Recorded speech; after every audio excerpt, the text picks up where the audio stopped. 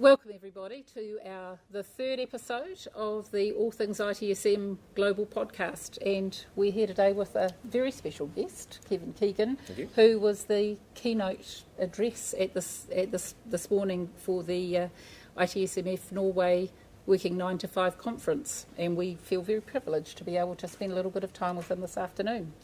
So we'll just introduce our co-hosts again.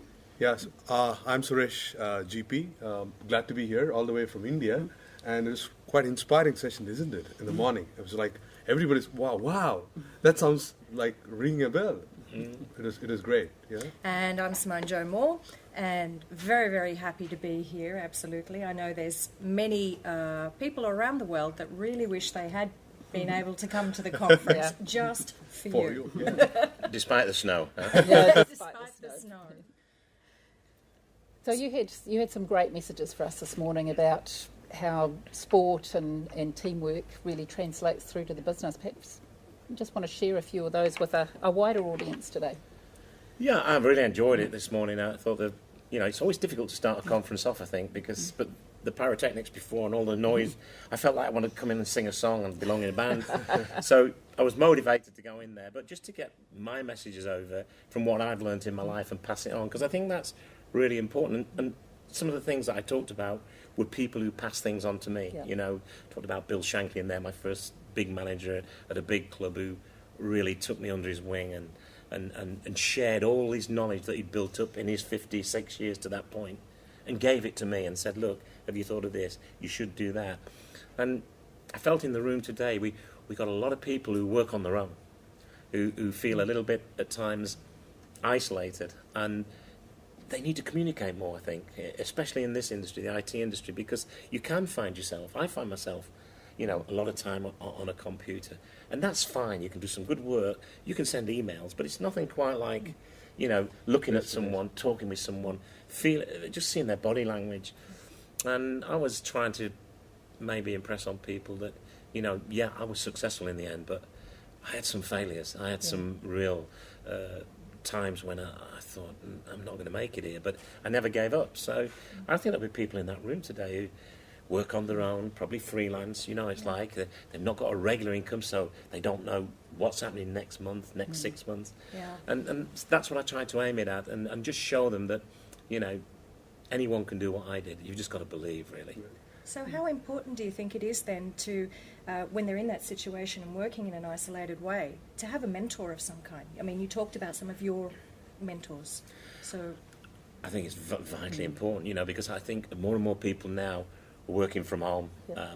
I still think, and I talk with a lot of other businesses, you've still got to get together at some time and share some of the values and some of the aims and some of the ideas that you've got with other people without just emailing. I think that's. I mean, I had my own business, still have it, and I can remember when emails first came in, and the guy, he sent me an email. He was on the next. He was sat 2 yards away from me, and he sent me an email because that's the mode he'd gone into. And I said, look, I'm here. Talk to me. I found that frustrating because I think our game is all about contact, talking, expressing. Sometimes saying to people, hey, you shouldn't do that, and telling them why, as opposed to sending them a memo.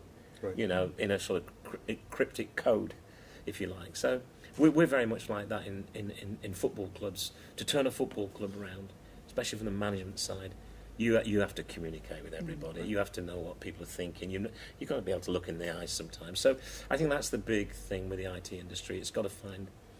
Yeah, it's great. People can do all these fantastic things with it, but that alone is not what it's about. Someone's got to sell it. Someone's got to pick up on ideas. Someone's got to communicate it. And we do that, I think, very well in football because every week we're playing it. Right. Every week we're analysing, every week we're together training. Right. So we're very lucky, whereas I think a lot of the business, not just IT, you've got the opposite now. People are pulling away from each other. And I think the key aspect that you mentioned was the factor of trust. And I think that was retweeted the most number of times. Giving the people the empowerment and the trust, how critical is it for the overall success? It's vital. You've got to pass it on. We put empower in there as well. Yes, I can do it. You can do it. But what about the guy who's been with the company 6 months who's wanting to take or you to give him some responsibility. Right. He can do it. Now, he may not do it as well as you can. He probably will not do it as well as you can because you've been doing it longer, you've got more experience. But how is he going to get the experience if all the time you say, look, I'll do that because I can do it better than you? With football, you've got to let people make mistakes sometimes. You know they're doing something wrong, but they've got to do it sometimes to learn why or what they would do different next time. You can't learn everything from books. Yeah. Yes, Very true. It's all in there, but you've got to sort of look at the parts that you need. And I think things like these conferences today, you've got an industry here that's huge. It's a massive industry, and it's only going to get bigger. So if the problems are small now, if you don't solve them, they're going to get bigger too. Yeah. And I think, feel a real buzz about the conference. What I was unsure about coming from England, I've done some things in Norway before, but obviously it's in a different language. I was unsure about how people would feel about a conference. Is it work? Is it pleasure? What are they trying? And everyone in that room is probably trying to, if you ask them, they'd say, I'm going to do something different. I'm looking for this or I'm looking for that. Yeah. And it's finding that thing where you say, that look, sweet spot to make sure everybody gets somewhere, takeaways from the... Yeah, something that everyone can tap into. And the thing you said about trust is, what I like about that word is not just what it means. It takes a lifetime to get trust from people. You can't trust people when you meet them 2 or 3 times, but it takes a second to break it. And yet it's the thing that holds everything together. Yes. Right. It's the glue, if you like. And it works out very well in my thing because I do it with numbers of the alphabet, and trust, although it's only 5 letters, adds up to 98. People think, this isn't going to add up to 98. So it sort of just underlines how important it is for me. I think one of the things that I've seen in ITSM industry per se is the team bonding. And if you are a player, forget about whether it's football, it's soccer, it's cricket, whatever, it makes a whole lot of difference in terms of the way people approach the whole situation.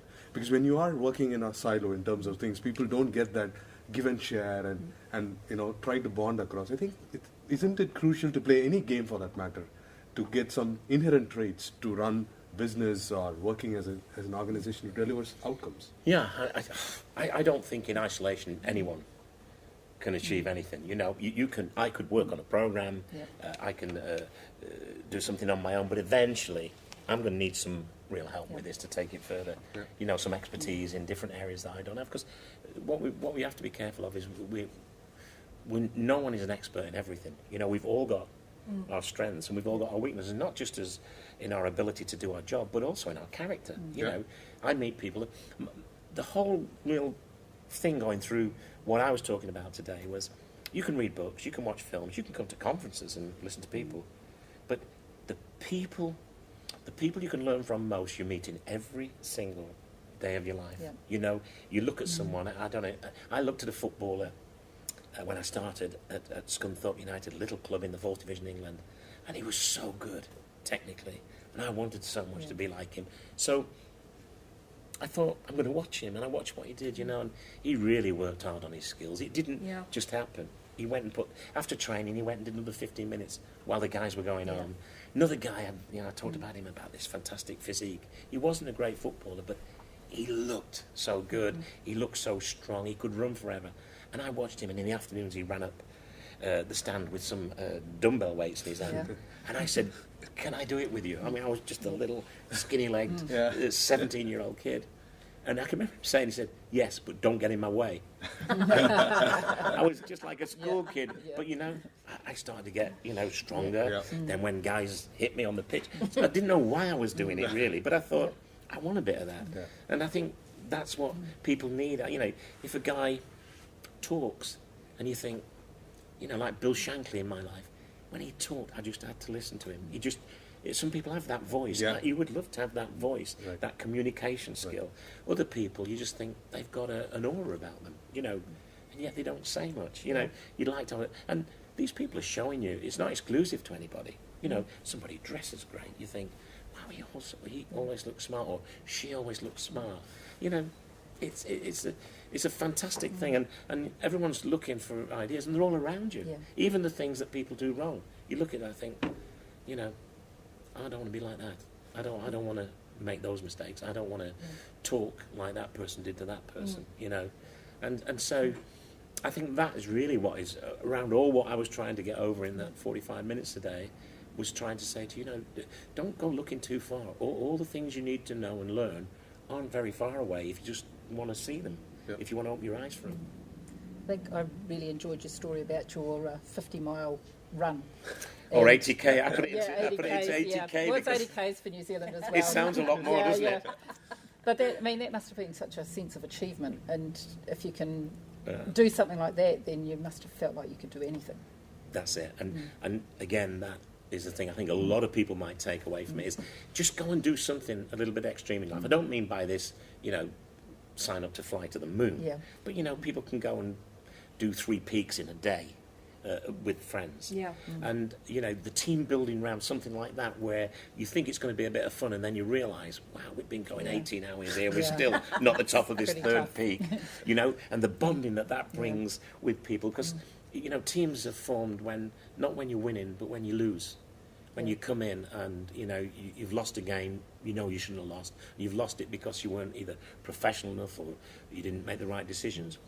And you've got to analyse that sometimes. But that 80k run changed my whole life. Yeah. Of all the slides that I showed today, if you understand England, Manchester to Doncaster is through the Pennines over Woodhead. So it's not a flat road. Yeah. This is not just a 80k run. This is Right. 80k going up for the first 25 miles. Yeah.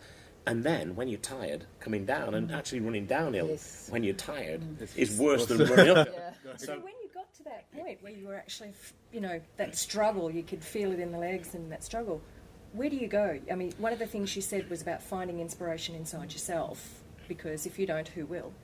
Yeah, you go through every emotion on a 50. I mean, Yeah. if you talk to people who do a marathon, Yeah. 26, they'll tell you there's barriers. They usually say it's around 13 to 18 miles. Yeah. You hit a barrier, a brick wall, Yeah.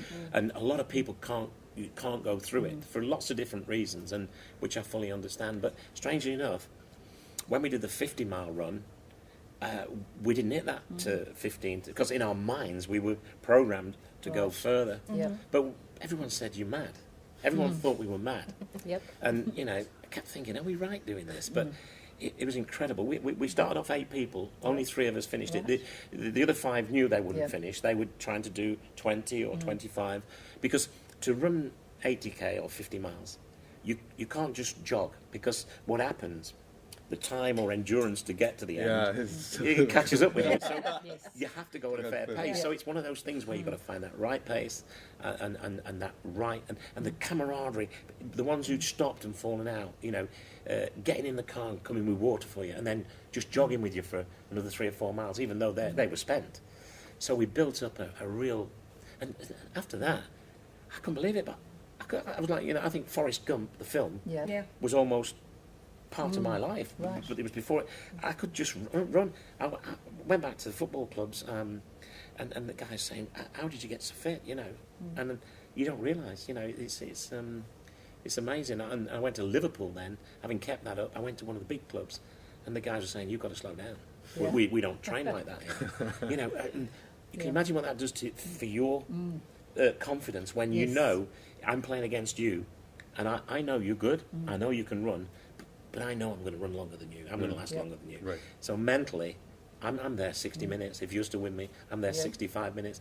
I'm guaranteeing that if you're with me with 90, then you're a special athlete too. So it gave me, and it just took me on another level. And after that, it just started, and I never stopped. And So have you actually seen that as an issue where a manager, because as you said, you've got to slow down, pull back a little bit, where some of the managers, they're going too fast for the team?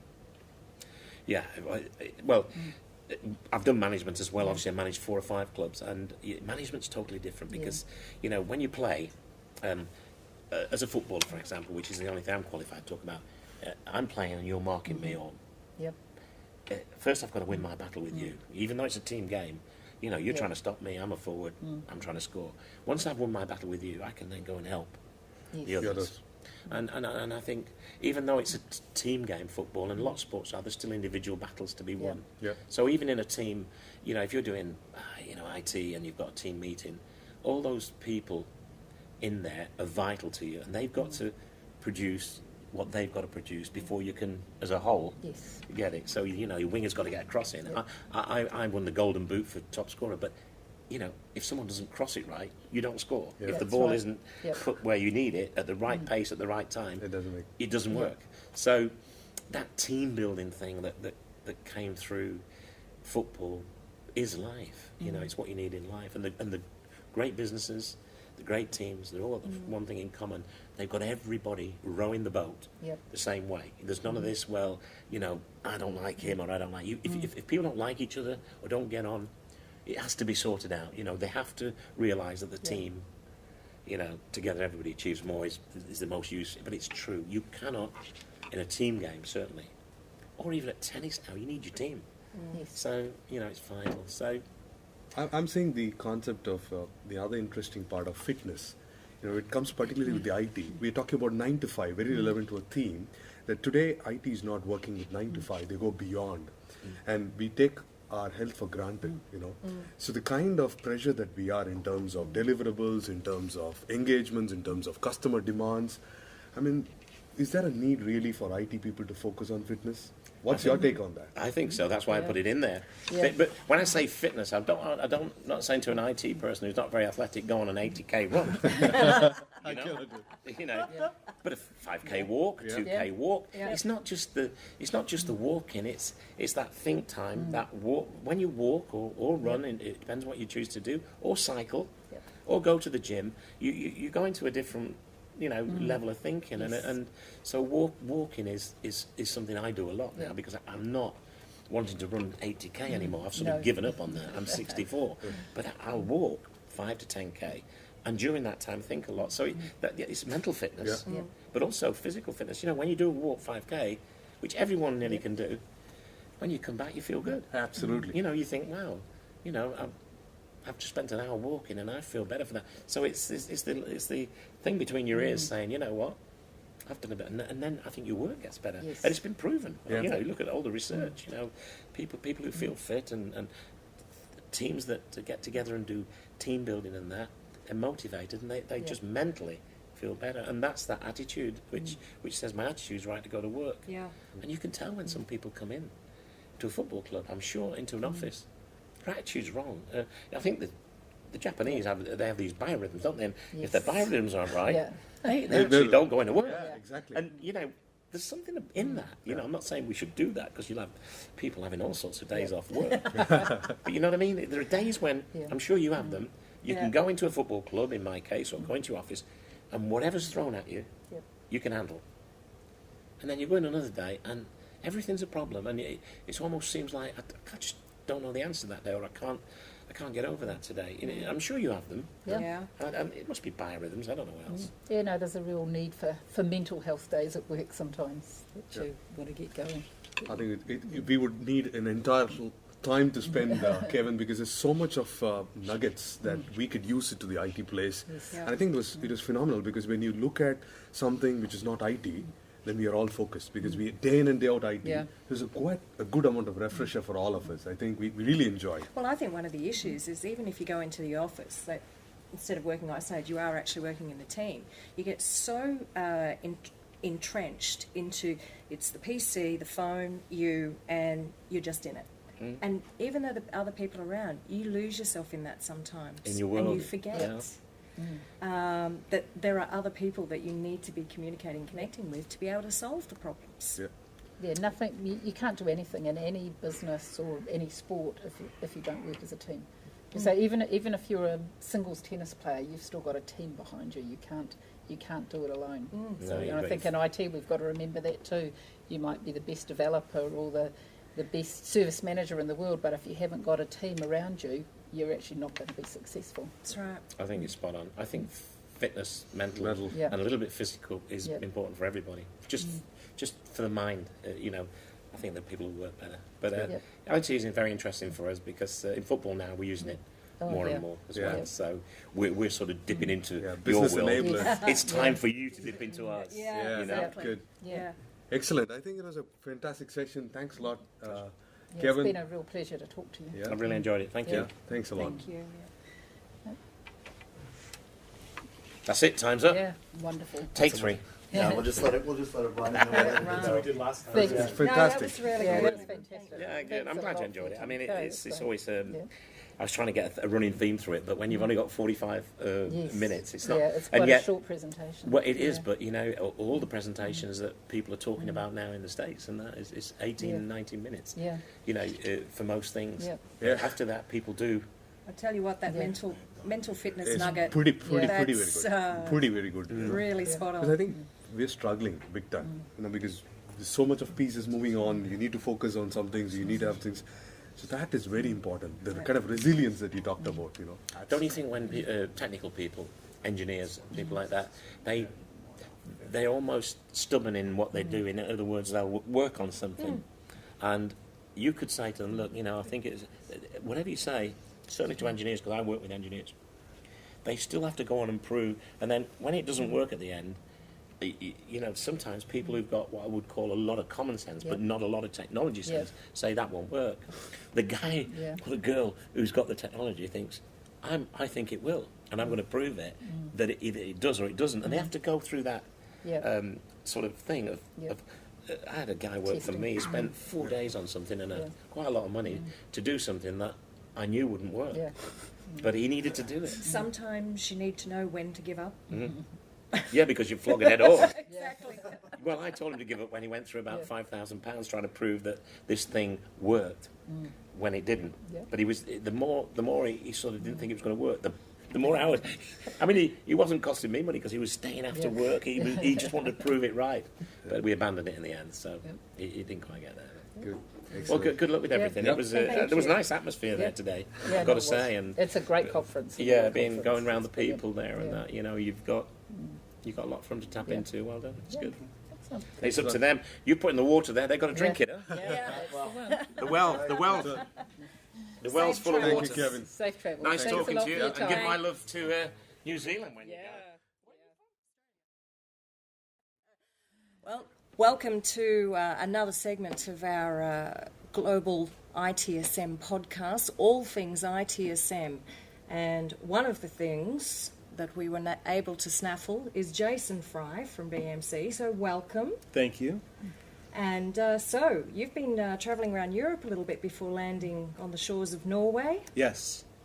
So I've been talking with customers mostly in Switzerland this week, or last week as it may be, and then up here to Oslo. Yeah. So it's been a really fun, packed week of travel, but also some really interesting conversations with our customers, with our prospects, and peers in the industry. So what do you see? Do you notice any cultural differences in the IT world between the States and Europe? Yes. And he smiles big. Yeah. So I would say that there's definitely some well-deserved stereotypes around maybe the Americans being a little bit more of cowboy in the way that they approach some IT projects, and more process-focused in Europe. So, for example, in Europe, we're starting to see a lot of interest in SIAM. In addition to ITIL. Yes. In the U.S., I think it's still ITIL, but maybe it's starting to mature a little bit more, but not quite as mature in the processes as we saw throughout Europe when ITIL was really taking off. So, but that's probably been the biggest change. Although some of it has to do with the types of customers in Europe that you would see that they're a little bit different. So a lot of the really big regulated banks, pharmaceutical companies, etc.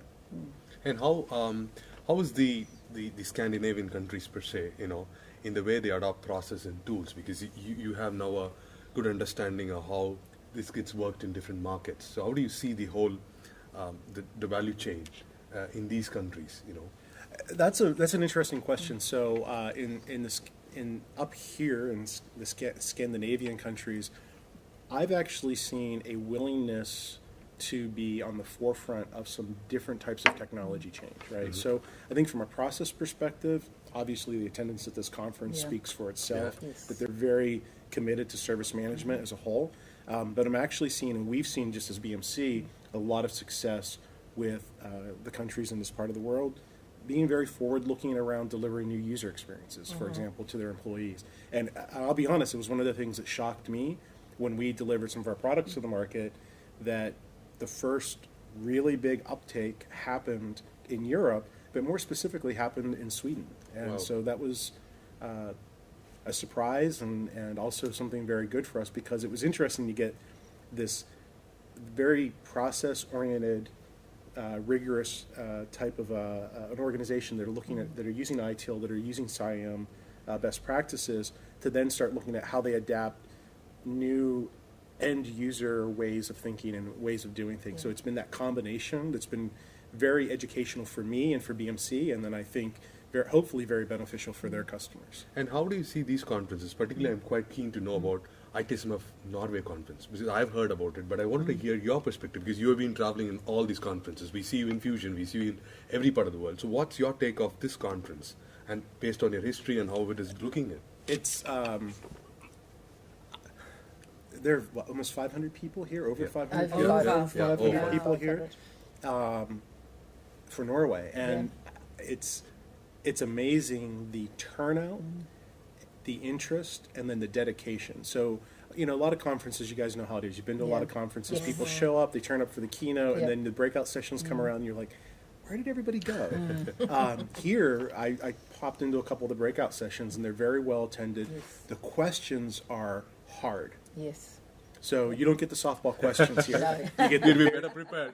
you better know what you're going to talk about, because the questions are very detail oriented, and so it's a very high quality conference. I was telling my colleagues in the CTO office that I was presenting here, and they were like, "Wow, Norway ITSMf, what's that all about?" And I said, "Well, I'm told they're going to have 500 people. I've talked with our local account teams, and they said it's a really big conference, and everybody comes."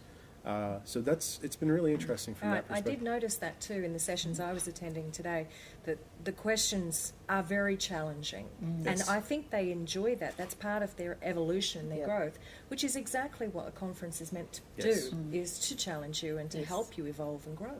Yeah. One of the things I like about the conference track here is the fact that they took the risk to do an advanced track, where Yes. we're talking about things that aren't the day in and day out Yep. ITSM service management processes. It really gives the local teams here the ability to look at things that are more advanced. Yeah. Because I think a lot of times at conferences you get this very broad but not very deep Yeah. types Yeah. of the conversations. And for me, it's more interesting. We all sort of know why we're here, Yep. and I call it the observational politics, where everybody says, "All things are changing. It's different this time." Yes. Great, Yep. that's great. That should be one slide in a Yep. deck, and then the rest of the time should be drilling into more Yeah, detail. yeah, but they certainly do seem to know how to ask the really meaty questions Yes, here, that yes. the speakers are actually having to stop and challenge themselves to get the answers Absolutely, to. absolutely, and they challenge each other as well, Yes. which is great. Yes. And this time it's quite interesting, because we have about 60% of the content in English. So there's a good spread of speakers, both English and Norwegian. That looks to be really global conference. I'm seeing it from all over the place. And someone quoted in a blog that we have the who's and who's of the ITSM world all over here in a small country. Yeah. But that speaks volumes Yes. in the way they have carried over. I think it speaks a lot for both the conference organizers Yes. and then just the companies in Norway and the way that they approach service management. Yeah. Right. I think they take it very seriously. I think they have to take it seriously from a cultural perspective, but and then it's not only that they take the processes seriously, but it's the continuous Yes. improvement that they're really looking towards. And again, like the thing that we saw around, hey, process oriented, but let's drive new ways of thinking around delivering user experience. Yeah. That's been sort of a really magical mix that's happened here. Very open in their thought patterns around what else can we do. That creativity of, we've got these barriers that have been happening in service management again and again, the same issues and problems keep showing up. So let's try and look at it a different way. Yeah, and I do love yeah. that here. They've got such an openness in the way they think. Yeah, unfortunately, I couldn't learn Norwegian Yeah. for my presentation, so it was nice Yeah. to be able to present it in English. Yeah. Yes. Yes. Well, that was great. Thank you so much for joining us. Absolutely, it's always a pleasure. Yeah. And where are we doing this next? I think we're going to be in HDI in Vegas. Are you going to be there? I'm not sure if I'm going to be in Yeah. Vegas. I'm in Vegas, and then I'm out of Vegas, Yep. and then hopefully back into Vegas. But we'll see if I Yeah. can join you guys at HDI. Yeah, if you can, we'd love to see you again. Great. Always, Yeah. always a pleasure to chat. Thank you so much. Thank you. Okay.